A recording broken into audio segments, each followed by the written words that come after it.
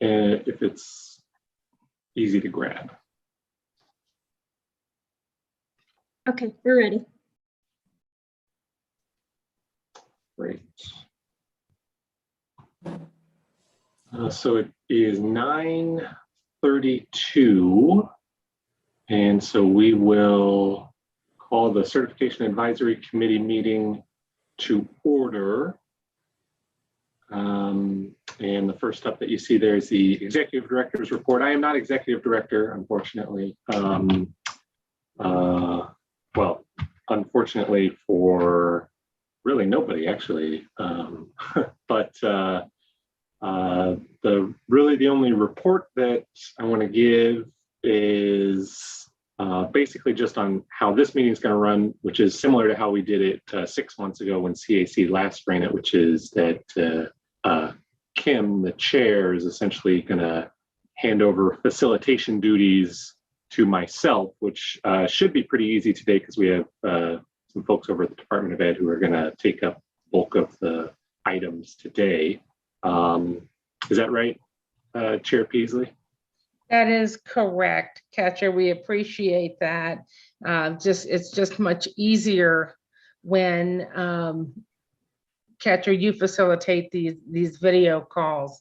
If someone wants to make a comment, just raise your hand so we can see it on the side, and that way we can call on you.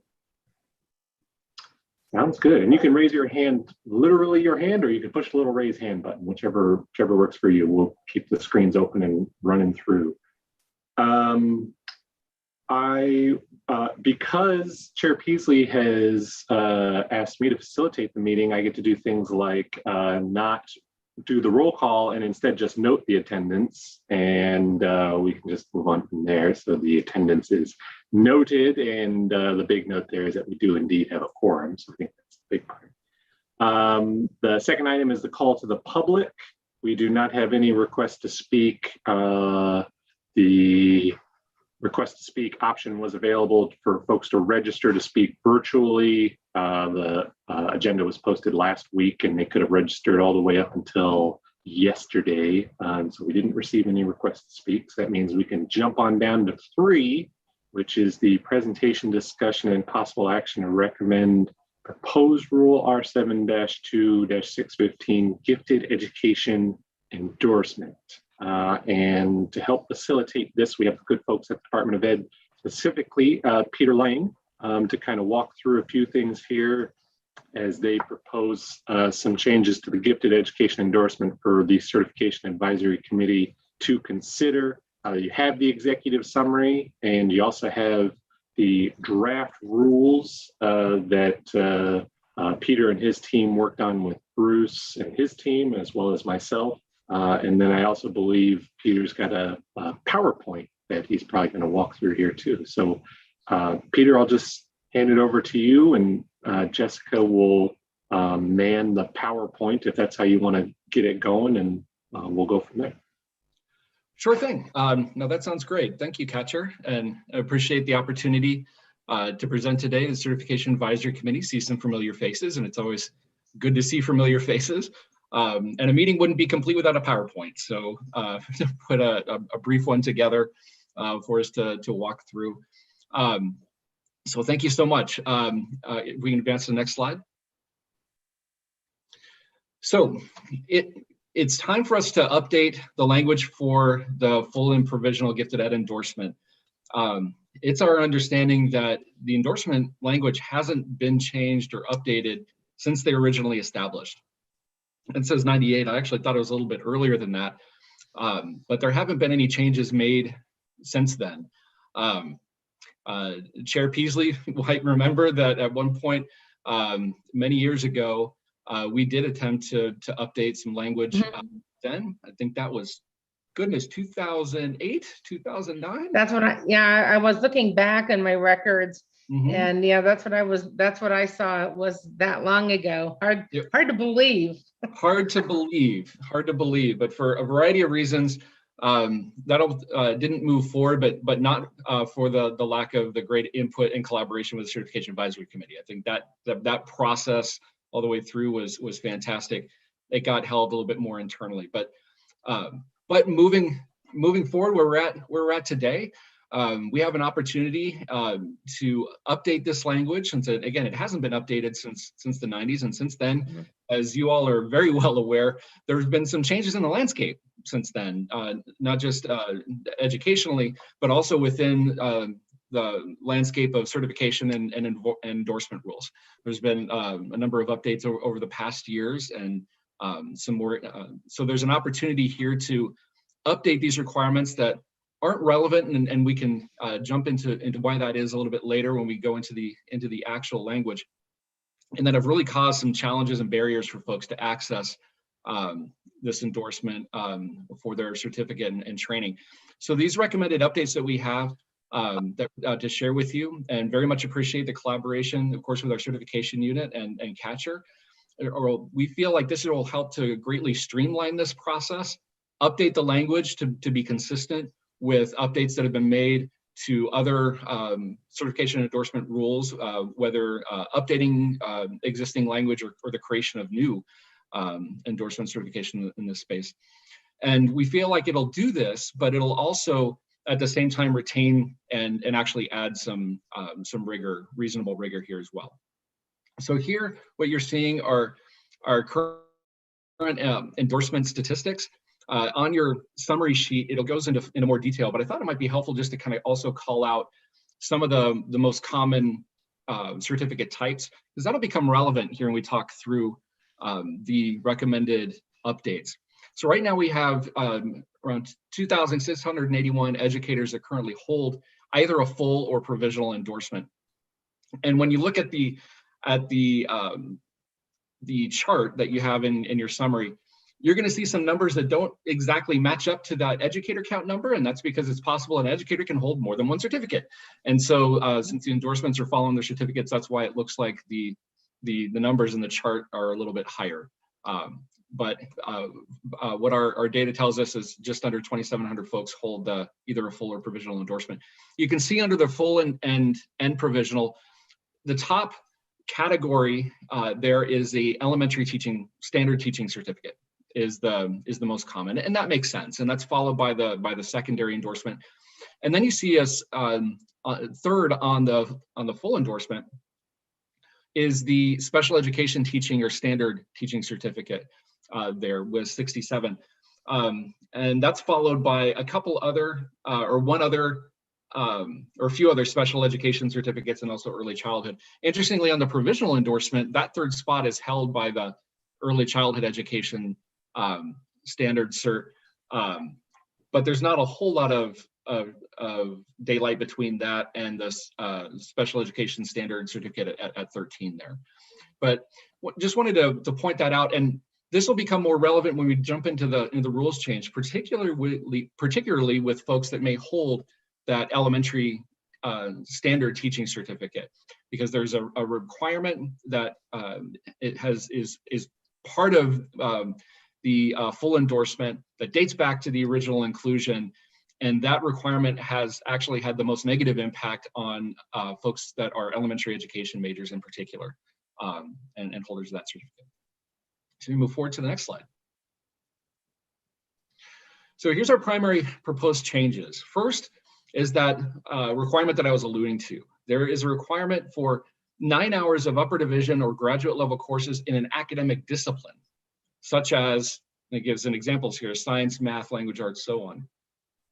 This requirement has really been a barrier for a good number of applicants, and in particular with applicants that might be or maybe elementary education majors, because when they look at the types of courses that they're taking in their prep programs or their degree programs, they have a number of methods courses, but not necessarily content courses. For our secondary folks, this is less of a barrier. They typically have a concentration in a content area, but for our elementary ed majors, which are the vast majority of the folks that are seeking or hold this endorsement, this has been a real barrier for them. The thinking here and talking with folks that were around at the time when the original endorsement was placed into rule was that this was a way to begin to get at that notion of highly qualified in a subject area, but before highly qualified was a thing. Because this predates No Child Left Behind. And we're actually, maybe, this might predate the IASA as well, possibly, or on that cusp. So it's older language. And at this point, where we're at with ESSA and the concepts of appropriately certified with subject area endorsements and making sure that folks have those proper credentials based on their placement, this language is really archaic at this point, and it's causing more of a barrier than actually helping. Next, we certainly have an opportunity here to streamline the requirements. We've lovingly referred to the requirements on the full endorsement as choose your own adventure. There's multiple sort of pathways, but there's some confusing pathways there that cause confusion in the field, but also for our frontline staff in the certification unit.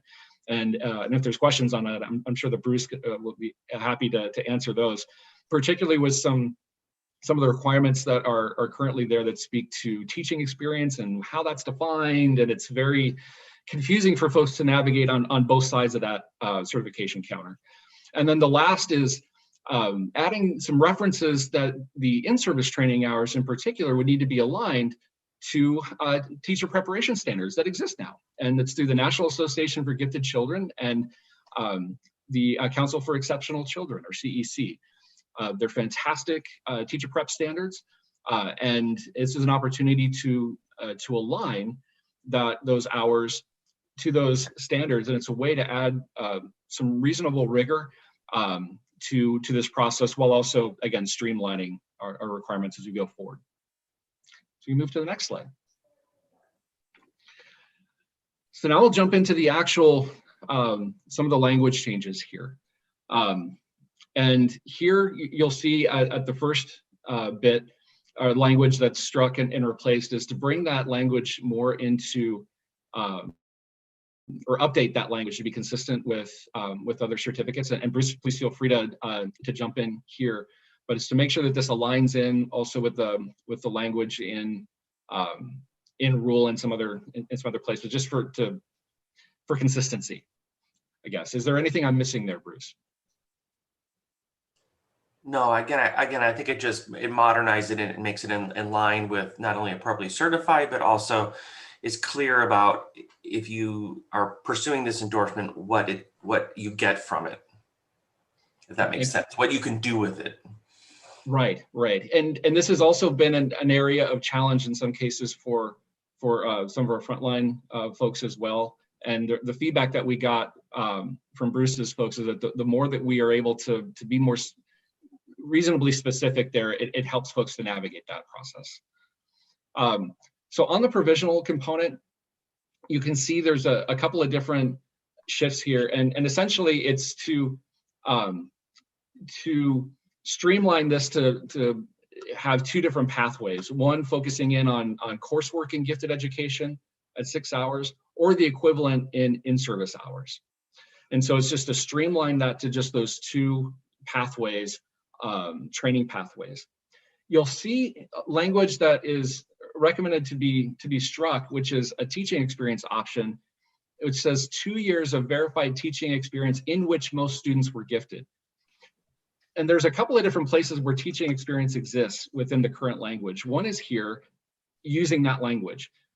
That language also exists in the full, but as a pathway to replace up to 6 hours of practicum courses in gifted ed. The way that this is also defined, in which most students are gifted, that's essentially a classroom that would have more than 50% of the students identified as gifted, or if a teacher is in a gifted teaching assignment, let's say potentially at secondary, that the majority of their sections and a majority of the students in those sections would be identified as gifted. And so it's just to strike that language, replace it with just those two streamlined options for in-service hours and or a coursework pathway. And again, that language that is also referencing the NAGC, CEC teacher preparation standards. There's also language here that brings us into alignment with language in some other credentials, talking about that that in-service training could occur also through competency-based credentials. So this is a means to open up the door for micro-credentialing types of program. And it's leveraging that language that is present now in a couple of other places. So we move forward. So here's the language or the recommended shifts on the full. And this mirrors what we see on the provisional. And so again, we're striking that 9 hours of upper division sort of archaic language at the beginning that has no connection in with gifted ed. Again, I think it was the concept was predating the concept of highly qualified and the notion that folks might be providing instruction in content-oriented advanced levels, but the language is just archaic now. And then next, it's to streamline what had been 4 options down to 2. And it's that, again, those equivalent pathways of an in-service training pathway or a coursework pathway.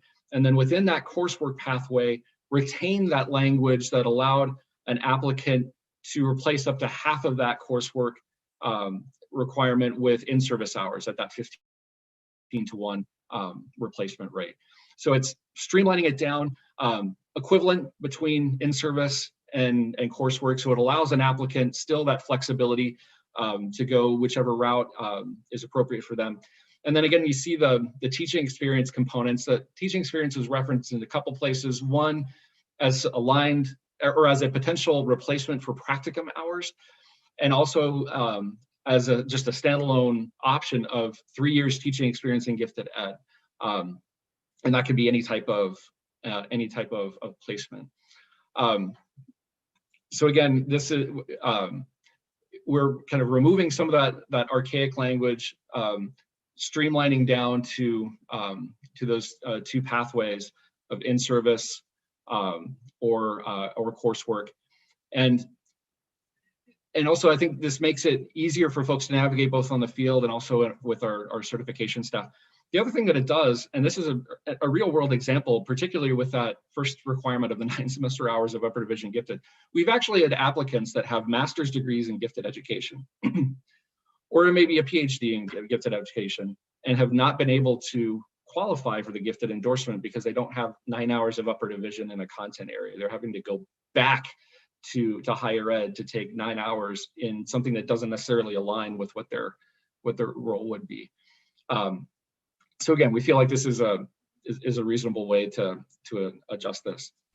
So I'm going to stop here, Catcher.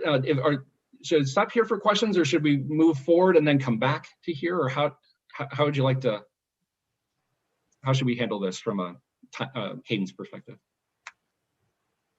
Yeah, I think stopping for questions would be good. I saw him, Chair Peasley, you raised your hand, so. Patty Horn did too. Could I clarify one other thing before we turn over to questions? I just want to make a little bit more clear. The 3A, which is on the screen, the old language really called out elementary, secondary, early childhood, and SPED. And we changed that language to international or standard professional, which the standard professional part really opens it up to include those certificates, but opens it up to the certificates that have been added since then, such as the arts certificate. And so if you had an art certificate in theater and you were qualifying and you were pursuing a gifted endorsement, you could add that to that certificate. Without changing that language, we weren't able to do that. And then also it does add the international teaching certificates. And just to call that out, our international certificates are folks that coming from out of country using a specific visas, but demonstrate a full ed prep program from their country. So that's not just, that's not like a subject matter expert with no pedagogy. They've had a full ed prep just from their country. So it really is kind of similar to our ed prep. And that's why we thought it wise to include it there. And then just one more note on the call out for the language on the training, the competency-based, it really does mirror the language we just did with the computer science endorsements. We thought that we should start moving that direction, since that offers a lot of flexibilities for the LEAs, not only in training or if they partner with a micro-credential and can verify that for us. It's the same language that we would use in the computer science. So just wanted to clarify that before it goes out for questions. Thank you, Bruce. So we've got Chair Peasley and then Dr. Horn after that, and anybody else in the queue that I didn't see. Oh, I see Member Tabo as well. So Chair Peasley. Oh, I think you're muted. Yeah, you're on mute.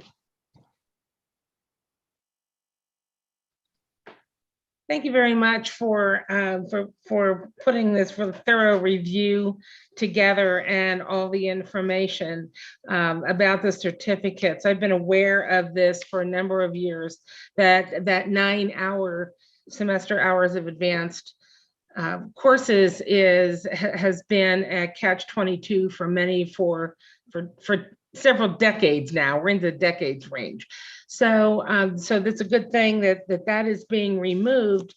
And especially because when it comes to identifying children for gifted education, it's not just a matter of reading and math, but it's verbal skills and nonverbal skills.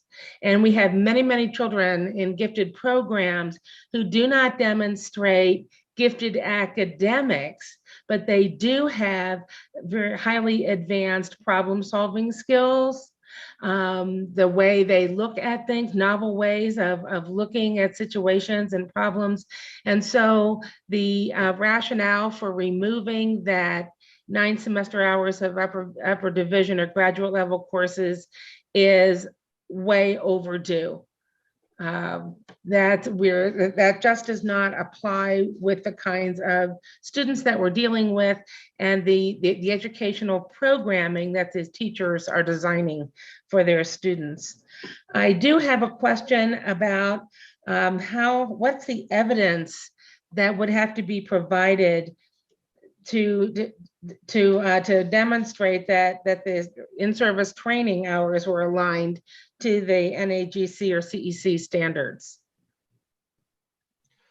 Well, thank you for the question, and I might ask Bruce also here. But as I understand it, how this operates today, for the in-service hours requirement, is that there's an attestation that's completed by the district. It's I think it says the superintendent or personnel director or whoever seated that authority from the superintendent, and so it's the LEA that is going through that verification process to verify that those in-service hours are indeed focused in gifted ed, and now going forward, then to make sure that alignment is there. So that also kind of helps to raise that visibility and need for alignment also with those personnel folks also within the LEAs.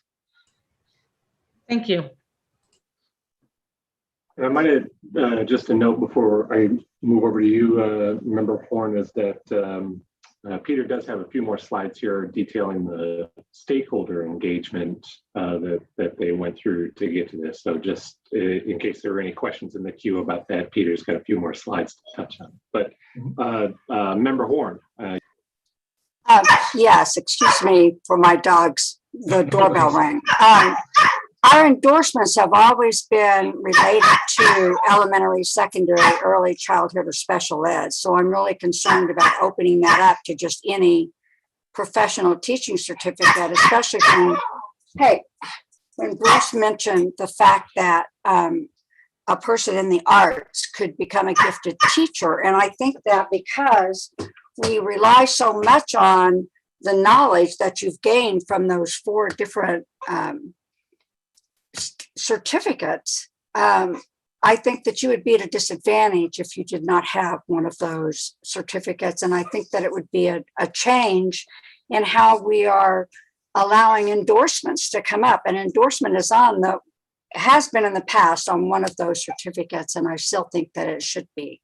The other thing that concerns me, and I know it's been on the books for a long time, 15 clock hours of in-service is not equivalent to 1 semester hour at the university. It takes 45 hours of clock hours to make 1 hour at the university. So those are my only 2 comments at this point. Thank you.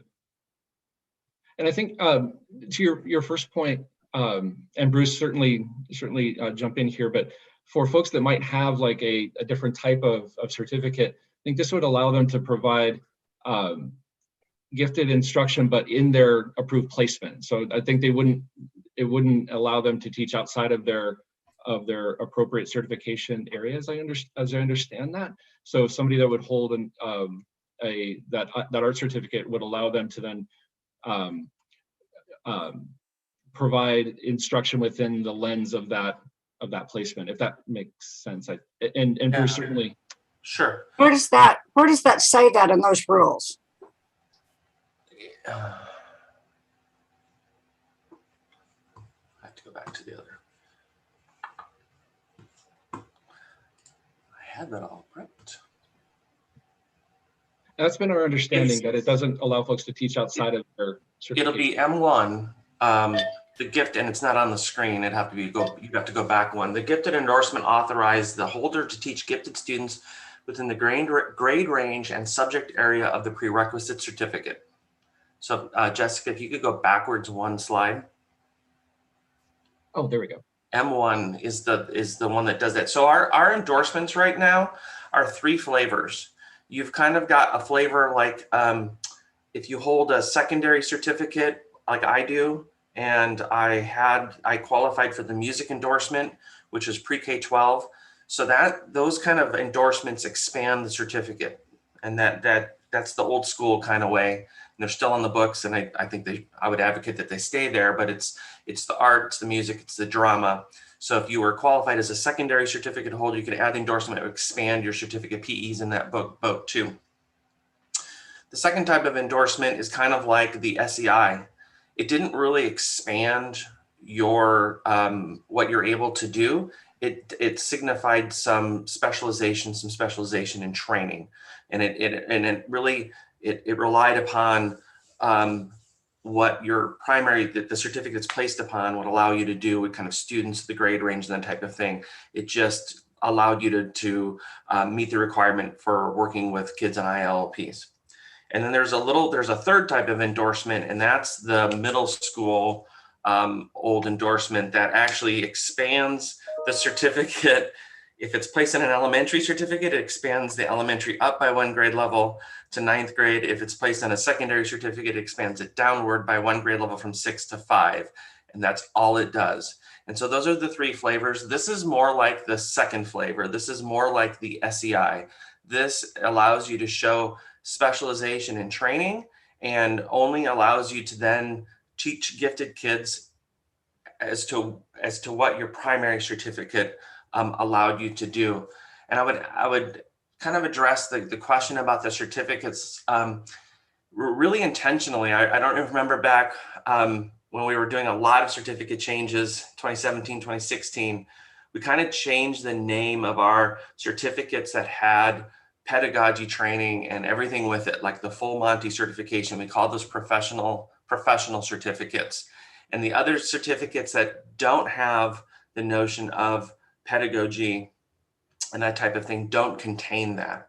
So this language does not open it up to all certificates. It opens it up to the ones that demonstrate pedagogical training as well. So think of by eliminating calling out just the early childhood, the elementary, and the secondary, we include those. I'm looking at the list of K-12 certificates on the website right now. We still have elementary, early childhood, and secondary, but we've also added a middle grade certificate that's standard professional. Now this would be, you could do that on that certificate as well. If we didn't add that, you wouldn't be able to do that.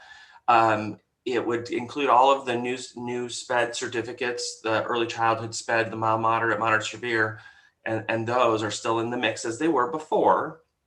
But what this would open the door to is the art education, the dance, the music, the theater, and arguably the physical education as well, because those are considered standard professional because they have that pedagogical training as part of their qualifications. But it wouldn't open it up to the subject matter expert. It wouldn't open up to the STEM because those are not considered standard professional certificates, because typically those folks don't have the pedagogy background, especially initially, right?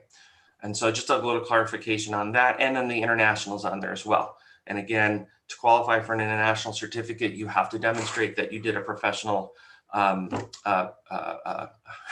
prep program in your country. So. Thank you, Bruce. All right.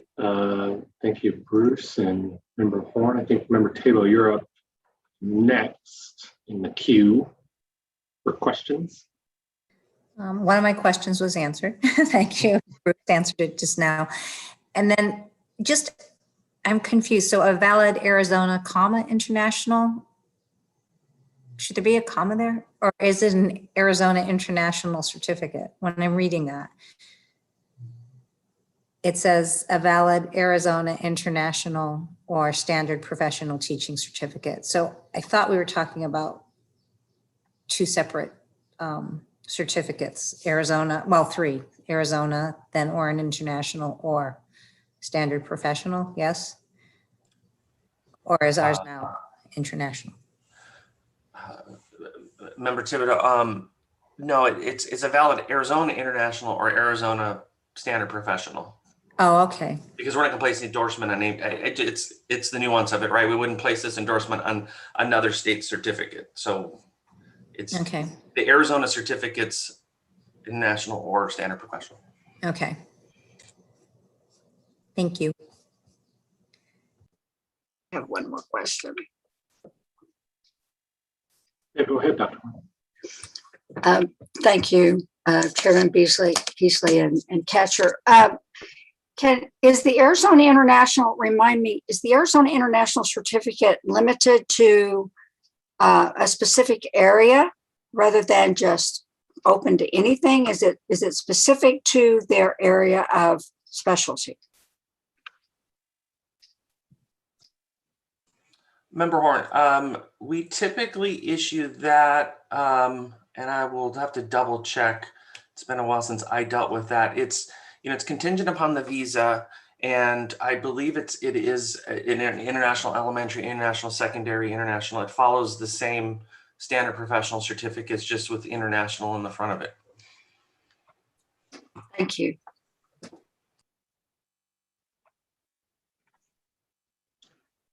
All right, thank you, Bruce, and all the members for that. It looks like that took care of the questions in the queue. So Peter, hand it back over to you.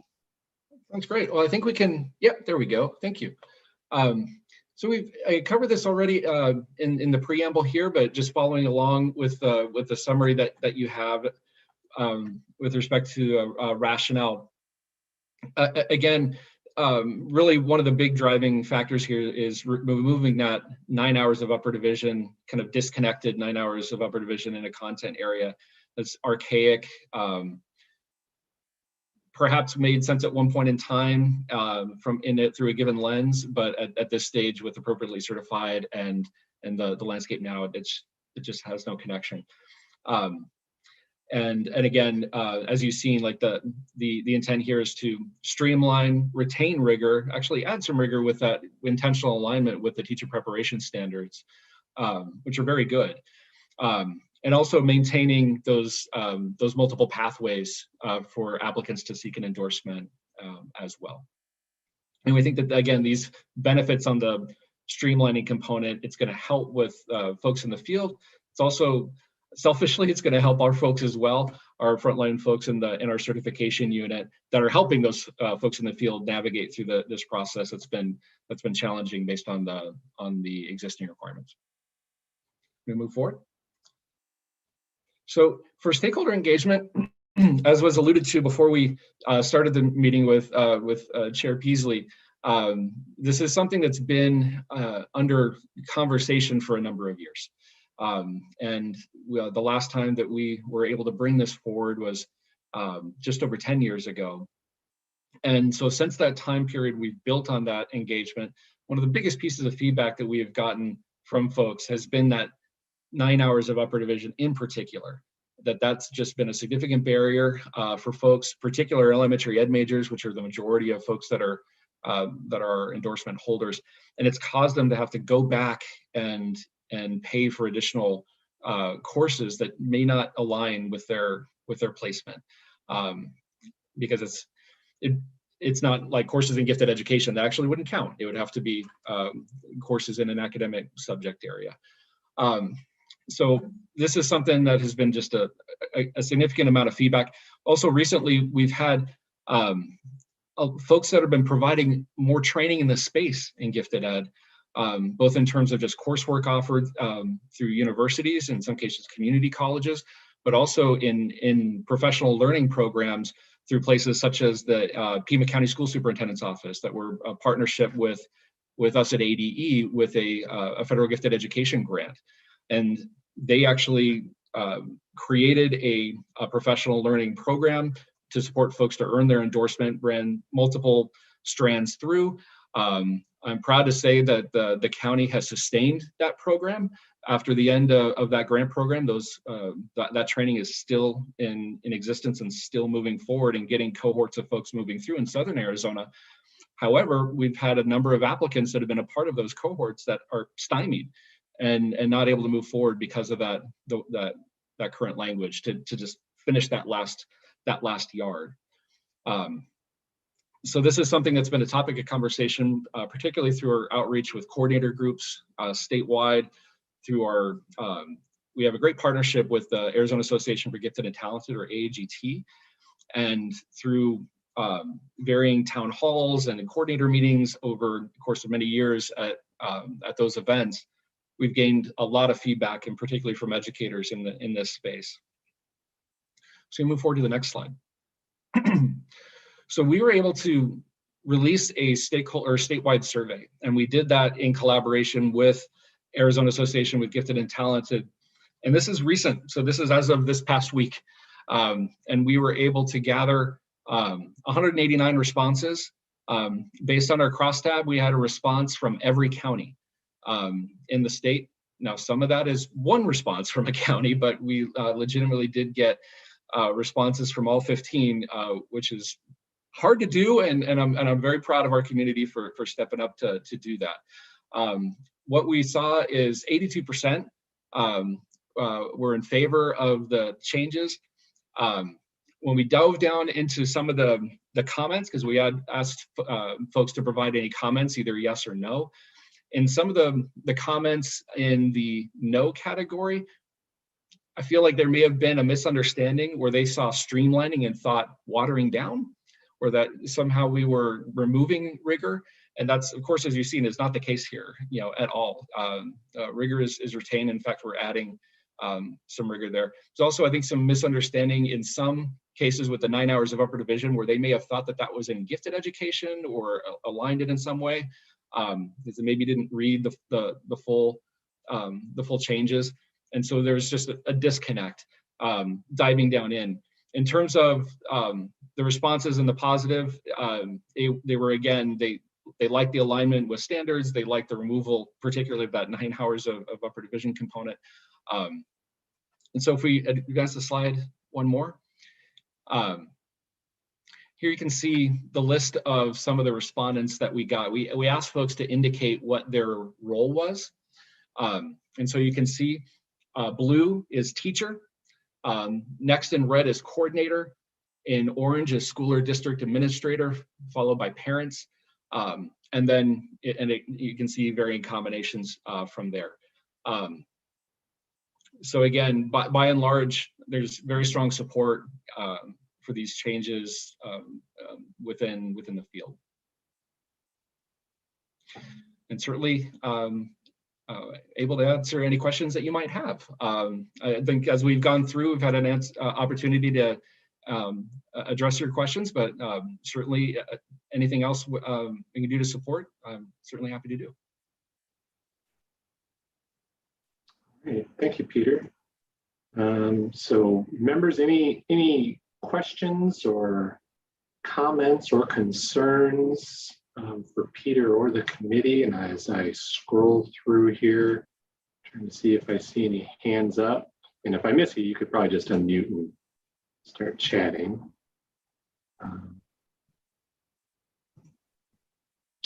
I don't see any.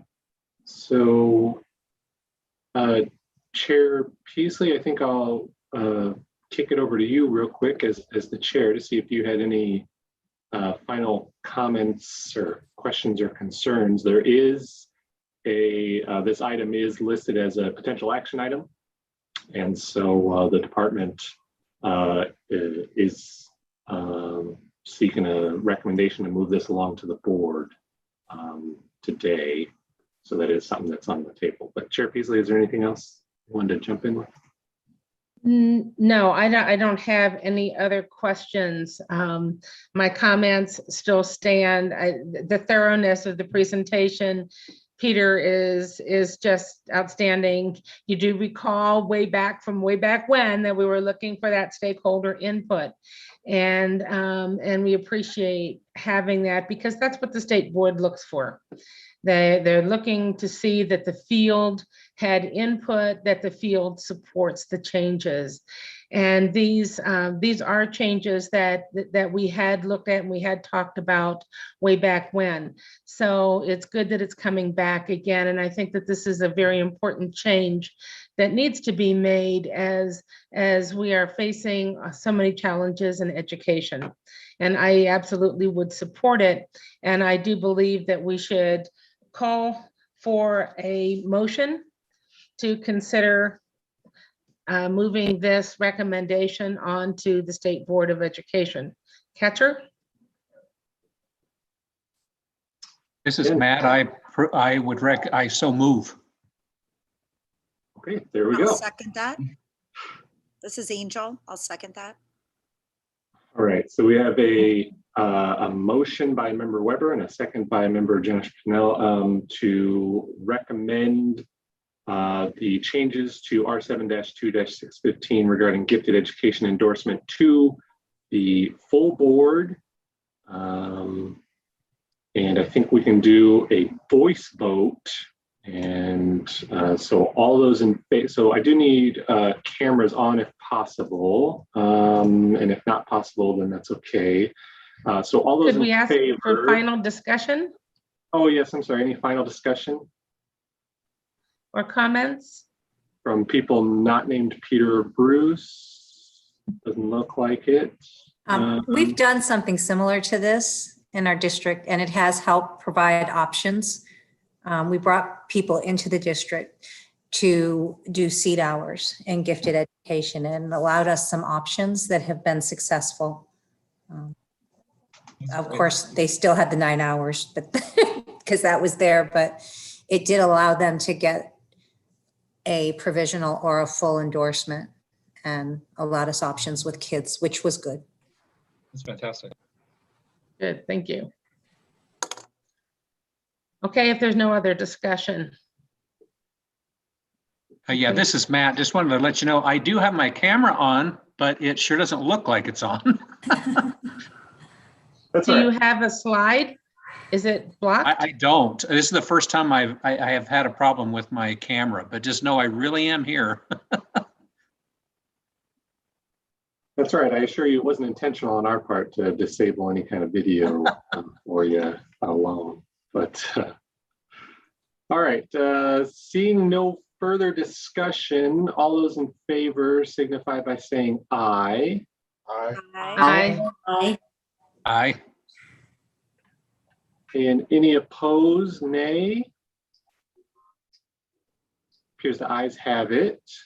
So that motion passes. We will try to keep you up to date as we normally do on rules as they move through the board meetings. So that'll be on the June board meeting, which is June 28th to open the rule. And we'll try to keep CAC updated. And if sometimes the board does kick it back to CAC for some additional work, if that happens, and obviously we'll let you know, but we'll keep you in the loop on the outcome. And Peter, thanks for coming. Thanks for the whole PowerPoint and all the engagement, and it made things go real smoothly. So that was great. Thank you. Really appreciate the opportunity. Thank you. Thank you, Peter. I hope we don't go this many years without reconnecting. Yes, indeed. Indeed. Thank you. Take care, Peter. Thank you. All right, so that takes us to item number 4, which is presentation discussion. It says possible action, but it's not actually action. It's simply an information only item relating to proposed legislation, specifically in Senate Bills 1572 and 1403.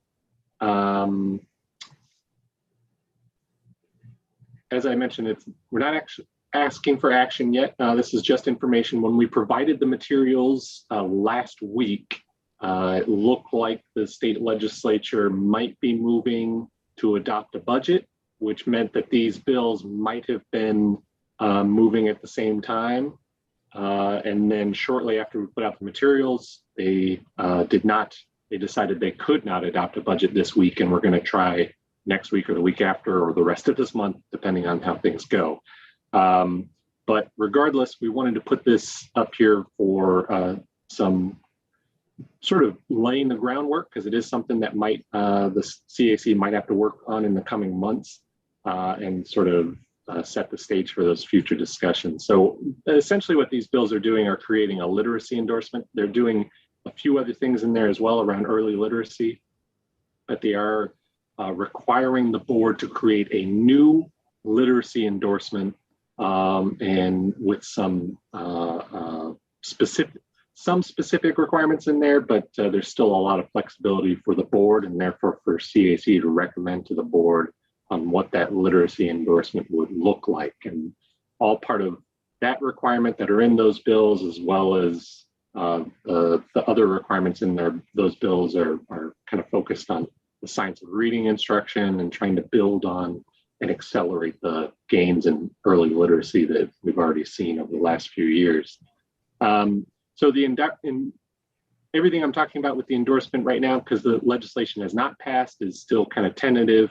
But right now, what it's looking like, the requirements for the endorsement will be specific for K-5 teachers who provide literacy instruction. The intent behind that language, we understand, is not to require a K-5 arts teacher to obtain the literacy endorsement, but folks who are providing some sort of literacy instruction in those grade levels. And that's something that CAC and the board can and should get more specific on who should be getting that endorsement and who does not need to get the endorsement. So the requirements are to complete science of reading training or coursework that the board will specify in the rule, to pass a new literacy instruction assessment. That is probably going to be something that Pearson offers in other states, and probably something that we'll have Pearson offer in this state as well. And that training or coursework and the literacy instruction assessment is supposed to demonstrate those 3 bullet points that the educator is capable of effectively teaching foundational reading skills, et cetera, and so forth. I won't read through all those bullet points. Mm-hmm. An important addition that will probably be coming an amendment, so you might be getting a little inside baseball here, is there were some concerns that maybe there are educators who have been doing this for a long time and have great results with their students. And so they're probably going to add an amendment for those educators to not have to get the additional training or coursework or pass the literacy assessment if they meet a certain bar, if they pass a certain bar of outcomes with their students that's measured and demonstrated through classroom observations and student achievement data. So that's essentially an additional pathway to get the endorsement, but it also exempts them from having to get those, the training and coursework and the passing the literacy assessment. So based on what the legislation is and what it will probably look like if it does pass, CAC is going to have to work on considering and recommending to the board, the type of the reading coursework and training, how much of it in terms of the number of hours. ADE does currently provide some of those trainings. Local education agencies provide some trainings that might also qualify depending on the direction CAC wants to go. Another consideration the committee will probably have to take into account is there's some funding that was in the initial budget proposal from last week that could help in terms of making the coursework or training more widely available. But because they are still negotiating the budget, those numbers could change. So that's something that the committee will have to take into account. And then the committee will also need to consider and recommend what that bar, as I mentioned, for that alternate pathway for the student achievement data and classroom observation necessary so that they don't have to do the coursework or training or pass the assessment if they qualify. So what staff is going to do, what Bruce and myself are going to do, and I'm sorry, I'm kind of volunteering Bruce for some of this, is, as I always do with this committee, to help the committee consider those items is we're going to provide some of that foundational information that we usually try to provide, which is how many educators it might impact, some of the similar certifications or endorsements that are in Arizona and other states, what type of training or coursework is currently available in the state. I kind of touched on some of that earlier with the budget. But we're also going to bring in the literacy folks at the Department of Education, who some of you might have worked with already, as well as some of the folks at Read on Arizona. Both of those entities, including the board, helped craft parts of this legislation. And of course, the Department of Ed and Read On also work with schools and higher ed on early literacy, and they have a wealth of knowledge in the area. So they can help, I think, really guide the committee on some of these, potentially really specific questions about science of reading and those sorts of things. And we'll work with them beforehand if this does pass on providing recommendations to the committee. So some of those specifics the committee can have ready and built. So what I chatted with Chair Peasley about this, that's what we plan on doing, but I think we're not really anticipating a deep dive discussion on this today or right now. I think really what we wanted to do was just ask if, based on what you had heard might be coming and what we might be able to provide, we want to know if the members of the committee have anything else that they feel like they would need to consider this issue if it is something the committee has to work on later this summer. Is there any other resources or information or items that would help you weigh in on this as we move down the line? And I see Bruce has his hand up, so I'm sorry if I had another screen up, so I couldn't see the committee. So go ahead, Bruce, as committee members think about that and digest if there's anything else we can do to help you out. I just wanted to talk, and please correct me if I'm wrong, Catcher. I think you've been in more conversations as this is kind of stalled and moved, but part of the legislation was that it requires the ed prep programs to have the training in their prep program and qualify them for the endorsement. So kind of like SEI, where they had to build in the coursework, so any ed prep grads would have the coursework requirements. So it's like, so ed prep is working on this because Patty can probably speak to this too. It takes more than a year to get a course vetted, and the current timeline for them to get the coursework in their programs is August 1st of 2022. So they are frantically, they're kind of hedging their bets, to be honest. So, and I just kind of wanted to point out what's already on the books. What's on the books is for the certificates already is a 3 semester hours of phonics and a 3 semester hours of assessment, intervention, and instructional methods for literacy, right? So there's already 6 credit hours baked in to the certs. And I think what the conversations were around was taking that 3 credit hours phonics and making that beefier and saying science of reading and phonics. And so that's kind of where the ed preps are kind of hedging their bet right now, that it's not going to take any more pieces out of their early childhood and elementary program, that they're going to be able to retool and refocus that phonics class to include the science of reading instruction. And so I just kind of wanted to point that out because we've been meeting with ed preps and giving them heads up and talking about the timeline, but also saying, but the board has to determine what the endorsement requirements are.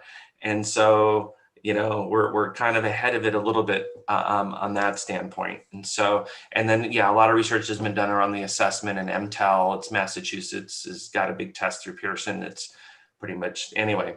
So happy to support, but I know that the ed preps are really, because that's the new side, they're really chomping at the bit to get that in because they're under the gun. And then there was also this, maybe the amendment that's going to come in for the current practitioners, right? Anyway. And Bruce brings up another good point, which I did not go into, is the timelines on this, and also the lead time that's being provided in the legislation for educators to obtain the endorsement. And I partially excluded it because frankly, it's a little, it can be tough to follow, but the gist of the timelines is in the legislation is to provide educators 3 years to obtain the endorsement. Generally speaking, it's actually more time from whenever the bill will become effective out, but it's going to be 3 years from the effective date out, and then 3 years in perpetuity. So if you graduated from an ed prep program and you didn't qualify for the endorsement, similar to the deficiencies on AZ US Con or phonics, you have 3 years to obtain that before your cert essentially lapses. So that's the intent with this legislation on the timelines, and something that CAC will have to build into the rule. But although there's plenty of time, something CAC will still need to work pretty quickly on, because as Bruce mentioned, there's the time buildup was for educators to have the time to actually get the endorsement. So we got to make sure we put it in place quickly enough so all the other pieces fall in line, so that the training and coursework's available and that educators have time to go and get it, all that kind of good stuff. So that was another good point that Bruce brought up. Chair Peasley, I see you got your hand up. Yes, thank you. Thank you, Catcher and Bruce, for the information. Yeah, as Catcher mentioned, we had talked about this, and I just really see this as an opportunity that we don't often get as this committee to prepare in advance to receive and evaluate recommendations for this endorsement that is not going to be overly burdensome. It's going to offer flexibility in obtaining it, and the training won't result in excluding our current teachers. That is, so I think our task is to go back and learn a little bit about what are the current requirements for educator preparation programs for the literacy courses that are already in existence. So this would be something on top of that. What could it look like? What are the requirements? Review again the requirements for the reading specialist certificate or endorsement, so that we're looking when we're comparing apples, where they're looking at the Granny Smith and the Cosmic or the Delicious, because they're similar, but they're not the same. They don't have the same purpose and function. So we don't want to be looking at overlapping. We don't want to create end up with something that is so overburdensome. We have teachers raising their hands up and saying, I can't do this. That's going to be our big task. I have one question. Is this also going to be coming down to the alternative teacher preparation programs? Yes. Yeah, it is. The way it's drafted, there's been some drafting of legislation that, due to where it was placed in statute, only applied to the 3 universities. But the way this is drafted is it says, I don't have the bill language right here where it was, but I'm pretty sure it's all educator preparation programs. So that would include our alternative programs that have been approved. Okay, good. And also that's essentially any educator prep program that's been approved by, by the State Board of Ed in Arizona, obviously. Okay, so then I've got member Lighting, and then member Horn, and then member Tavo. So Dr. Lighting. I agree about, I'm glad that we have some time to look at this and think about it. I think it's a really good thing. I think that having been in the schools, there's teachers who really want to understand the teaching of reading a little better. So I'm glad to see we're doing something like that. But I had the same question about what about current reading specialists? Where do they fall in that line? You know, special education teachers, those people already have some additional training. And are we talking about courses and a test or a test, or, you know, how are we going to do that? And how are we going to, who's going to, I think there's such an ongoing debate in education, in reading education, about, we know what the science of reading is, but who's going to help fine tune exactly what we're asking them to learn and teach, and how do we evaluate that? Sorry. Yeah, those are good points, and I took some notes as you were talking, Dr. Lighting. It is, and just to answer your question, one of those questions I can answer right now, which is the test is, except for these educators that you see here in this paragraph, who demonstrate certain outcomes with their students, the test will be required to obtain the certificate. That was a pretty clear ask in the legislature, and I think the governor included it in his executive budget, if I recall. That wasn't something our board recommended or advocated for, but took notes on the other stuff. Dr. Horn?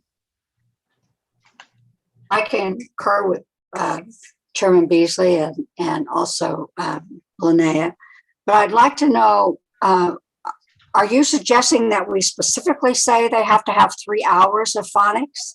Are we going back to counting hours? Are we going to go look at the competencies, or how are they incorporated within the coursework itself? That's one of my questions. You said that it was a lot like the SEI endorsement. So by August of 2022, the students that would get an institutional recommendation from a university then would automatically receive this endorsement, because the ed prep programs would in fact tell you how their programs aligned with this endorsement. Is that correct? Did I hear that correctly? I think I'd like to kick the second one to Bruce. The first one is partially, well, the semester hour requirement for some of this is already, as Bruce mentioned, already in place and already in statute. So we can't really do much about that. But in terms of what the committee would like to do for some of the other training or coursework required to get the endorsement, I mean, that's kind of partially up to the committee, and partially, as I mentioned, dependent on how widely available, you know, as we work with those literacy experts on what they feel is, you know, key, and also to Dr. Lighting's point, defining what we want out of the science of reading instruction, how widely available is the coursework and training to meet those requirements versus, and balancing that with the burdensomeness that could be there that Chair Peasley mentioned. So that might be something we would want to discuss more, and well, we'll want to discuss more as we move forward. But Bruce, if you could help out on the second one, I think that's probably more in your ballpark. So Member Horn, you know, what's in the rule currently and statute on phonics is 3 semester hours or 45 clock hours. So I mean, that's there, and then you're supposed to have 3 more 45 clock hours in the interventions, the assessment, including dyslexia, right? That big kind of paragraph requirement. So that's already there. The legislation that we've seen requires the ed prep programs to include that, so all of their program completers qualify for the endorsement. So depending on how the endorsement lays out will be what they have to put in their ed prep program, with the exception of probably the assessment, because that'd be typically like the PK or the SK, you kind of do that afterwards, right? And so if it's a couple semester hour or 2 classes, let's say, of worth of training, or 1 class worth of training, whatever the endorsement requires, you know, ed prep has to provide that, and then most likely they would have to pass the assessment if they want to qualify for the endorsement. And to Catcher's point, since it's an endorsement, they can still qualify for the foundational certificate, an elementary certificate, let's say. And if they haven't passed the exam yet, if that's the way it rolls out, then it would be a deficiency. until they meet that last qualification. But it'd be expected that the ed prep is delivering the training coursework part of that as part of the program. Okay, thank you. I guess I should also, this kind of brings up a good point I think I should hit on too, is the tie between the endorsement and the ed prep programs. I mean, I think part of it will be communication, probably could be the ed prep folks at the department, but also the literacy folks at the department with ed prep programs on, look, this is what we're looking for, in addition to spelling out in the rule, obviously, but trying to get them on the same page. I mean, I think from a policy perspective, I think that's something that we can get to. I think that's achievable. You all work in that space more than I do. I think the legislation, what is potentially more challenging from a policy perspective and implementation is this applies not just to people who are getting certified or going for renewal, which could happen in as many as 12 years.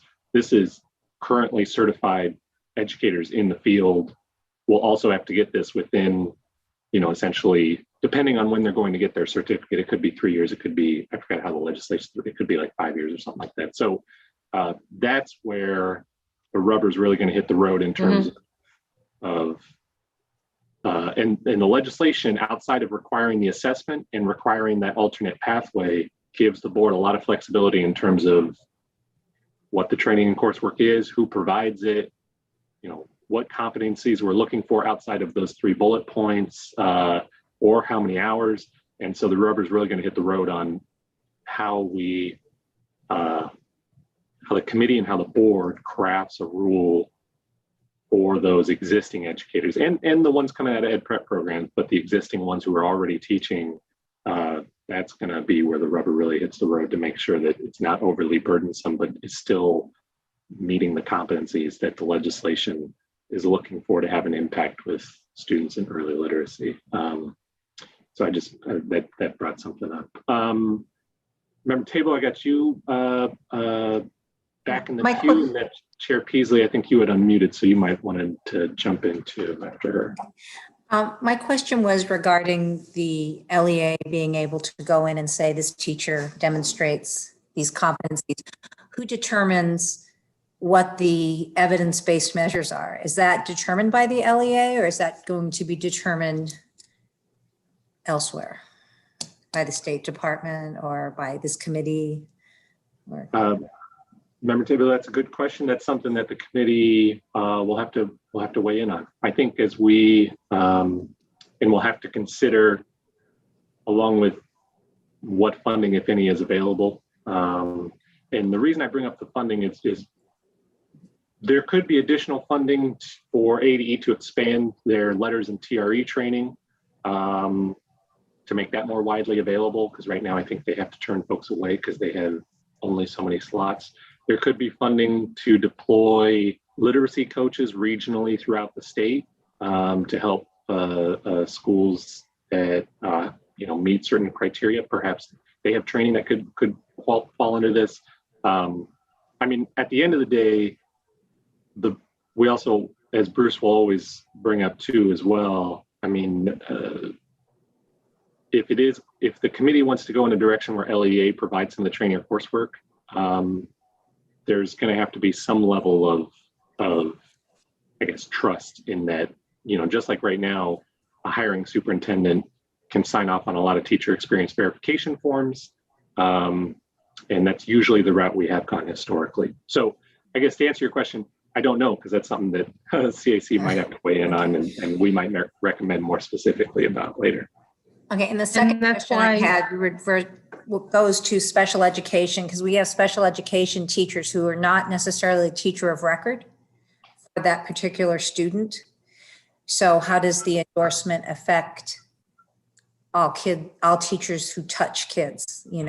A lot of special education teachers who won't be considered the teacher of record, but they may be teaching them or supporting them in their literacy development. So I would assume they would need this endorsement as well, even if they weren't the teacher of record, or maybe that's just a question I have that floats out there. I don't know. And I think these are really great questions, and this is why we're bringing this to the committee to get these, to start with these questions so that we can, when we come back together on this endorsement, we can get out to all of us in advance a package of information that's going to answer some of these questions and detail out what it is we might, points that we want to consider putting into recommended board rule. Because we don't have, there's not going to be a timeline like we've done before, where it can go to the board, they can discuss it, it can come back to us for more discussion. The board still has to have 2 months for to open the rule so that they can have a hearing and then the second reading. So that's still in there. And the more time we spend on it, the less time teachers are going to have to get this in place.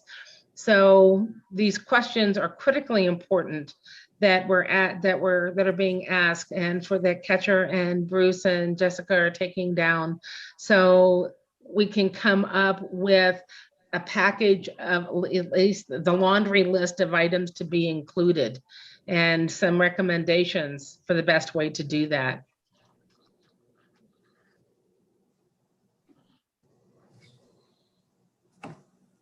All right, is there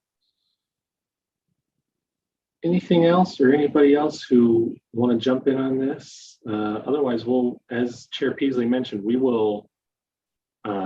were taking notes on this, and we'll start working with Bruce, CERT Desk, and the literacy folks at the Department of Ed, and also Read On Arizona, and start trying to craft something with all the points that the committee made. I think we got some good takeaways in terms of what the committee is looking for, especially around ensuring it's not overly burdensome, but also maybe making sure we're hitting at what it is the legislation really wants, and making sure we're working with Ed Prep and everybody else to ensure that we're really hitting at the science of reading instruction and what we want out of that.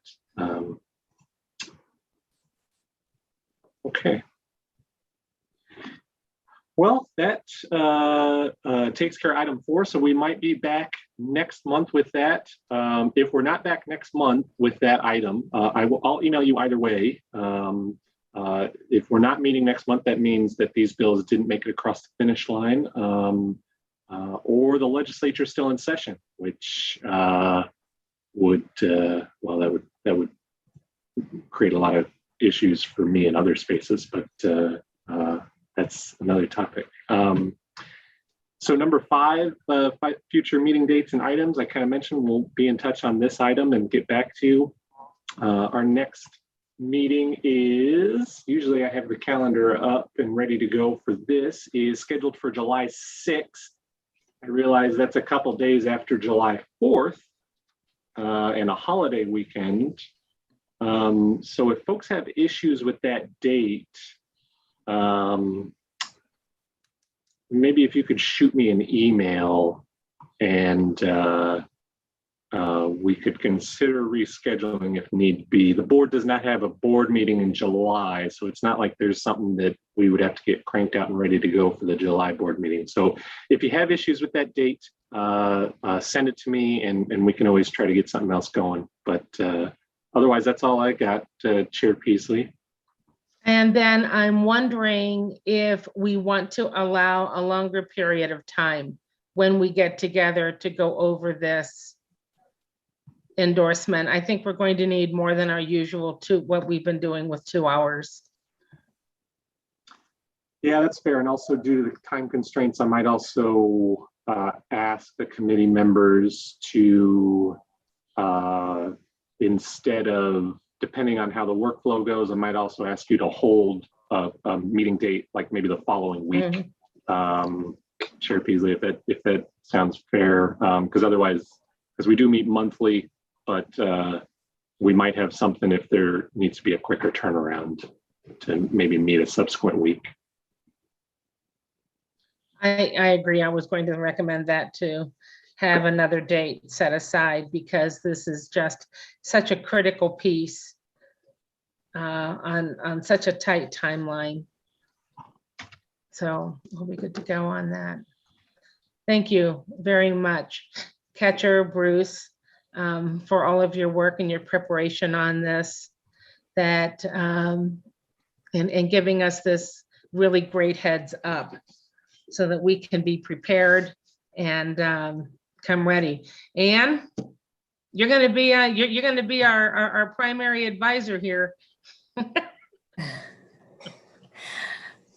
So our Yeah, reading specialist. it's a big thing. I mean, but I think, like you said, we ask good questions and Catcher's going to provide information that we need, and that'll be helpful. So, Right. like numbers, Right. especially how many people this affects that are already teaching. But you said you'd give us that information, so we're good. Right, right. All right, if that is it, are there any other comments? Any other questions? It's good to see everybody again. You all look well. I hope you stay well. We look forward to the time when we can get together again in the boardroom and see each other face to face. But in the meantime, this year has been working out pretty well for us. Cut down the drive time, right, Matt? And Tom, thank you. Absolutely. I'm looking forward to face. Sorry, I was muted and couldn't get it off. Yeah, okay. And maybe, so Linnea's asking about meeting in person. I don't know, Catcher, is that an option for, is the state board doing any, permitting any in-person meetings? Yeah, Chair Peasley, we actually have been trying to work in that direction. We actually were about to do that in person for our May board meeting, and risk management for the state of Arizona was none too pleased that we were trying to get that done as they were in their name, trying to manage the risk for the state in terms of liability. So we're getting there. Hopefully we're getting closer. I'll make sure to let you all know. Even if we do go in person as we did before, we still had call in and options beforehand. How we were trying to work it for the May board meeting, we were also going to have video call-in options in addition to in-person. So hopefully we're getting closer to that, but I can't make any promises yet. Yeah, that's going to be up to powers higher than us and higher than the State Board of Education, I think. So if that is it, if that's all the comments, then I think we can be taking a look at adjourning. I so move. Second. Move. Second by Dr. Horn, Member Horn. All those in favor signify by saying aye. Aye. Aye. Any opposed?